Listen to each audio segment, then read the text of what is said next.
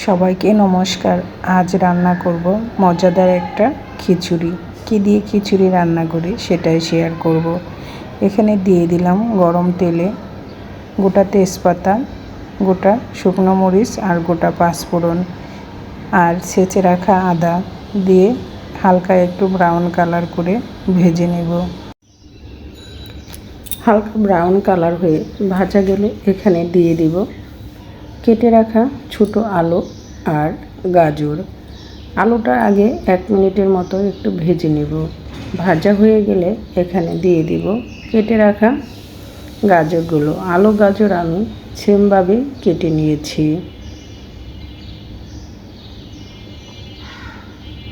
এখন আলু গাজর একটু ভালো করে 5 মিনিটের মতো ভেজে নেব। আলু গাজর একটু ভাজা হয়ে গেলে এখানে দিয়ে দিব স্বাদ মতো লবণ আর দিয়ে দিব কিছু বাদাম। বাদামের পরিমাণটা অল্পই দেব, চাইলে তোমরা বেশি দিতে পারো, কারণ আমার ঘরে সবাই আবার এত বেশি বাদাম পছন্দ করে না, তাই তো আমি অল্প পরিমাণে বাদাম দিয়ে দেব। বাদাম দিয়ে আলু গাজর একসাথে আবার ভালো করে ভেজে নিতে হবে, কারণ এই সাবুর খিচুড়িতে আমি কোনো জল দেব না, তাই তো এটাকে ভালো করে ভাজতে হবে।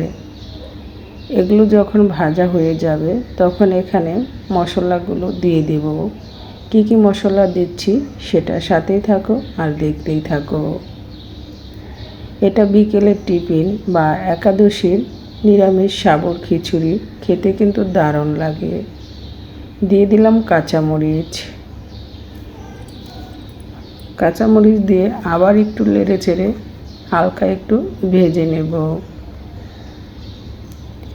দিয়ে দিচ্ছি এখন পাকা টমেটো। পাকা টমেটো দিয়ে আবার নেড়ে চেড়ে নিচ্ছি। আর এখন দিয়ে দিব বাকি মশলাগুলো। মশলার ভিতরে দেব হলুদ গুঁড়া, ধনিয়া গুঁড়া পরিমাণ মতো। এখানে খুব বেশি মশলার দরকার নেই, তাই তো অল্প পরিমাণে একটু মশলা দিয়ে দেব কালারের জন্য, কারণ এই সাবুর খিচুড়িতে যত মশলা কম দেওয়া যাবে খেতে ঠিক ততটাই ভালো লাগবে। মশলা দিয়ে আবার নেড়ে চেড়ে 1 থেকে 2 মিনিটের মতো ভেজে নেব। আর ভাজা হয়ে গেলে এখানে দিয়ে দিব অফ ক্যামেরায় আমি সাবুগুলো সিদ্ধ করে রেখেছিলাম। এই সাবুগুলো অরিজিনাল সাবু এবং শক্ত এবং পানি কালার সাবুটা, এবং শক্ত এবং পানি কালার সাবুটা দিয়ে রান্না করলে অনেক সুন্দর হয় খিচুড়িটা। আর সাবু তেলে দেওয়া মাত্রই আরও ঝরঝরে হয়ে যাবে।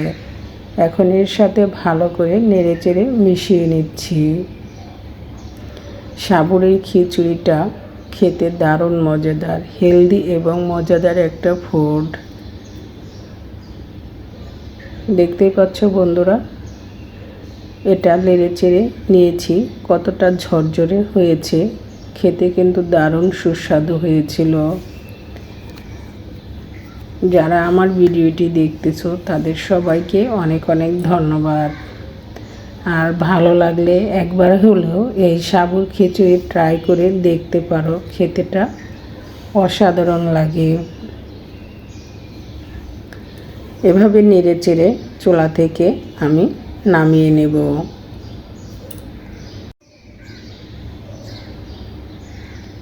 নতুন পুরাতন বন্ধু যারা আমার ভিডিওটি দেখতেছো একটা লাইক দিতে ভুলে গিয়েছো, একটা লাইক দিয়ে ভিডিওটা কন্টিনিউ করবে। এখন আমি চুলা থেকে নামিয়ে নিচ্ছি। একদম ঝরঝরে সাবুর খিচুড়ি রান্না করতে চাইলে আমার ভিডিওটি একবার হলেও ফলো করে দেখো, খেতে কিন্তু এবং রান্না করতে দারুণ হবে। এই ছিল আজকের মজাদার সাবুর খিচুড়ি। কেমন হলো অবশ্যই লাইক কমেন্টস করতে ভুলবে না। সবাই ভালো থেকো, সুস্থ থেকো। আবার আসবো নতুন ভিডিও নতুন রেসিপিতে। আজকের মতো ভিডিওটি এখানেই শেষ করছি। সবার সুস্থতা কামনা করে সবাইকে টাটা। ভালো থাকবে সবাই।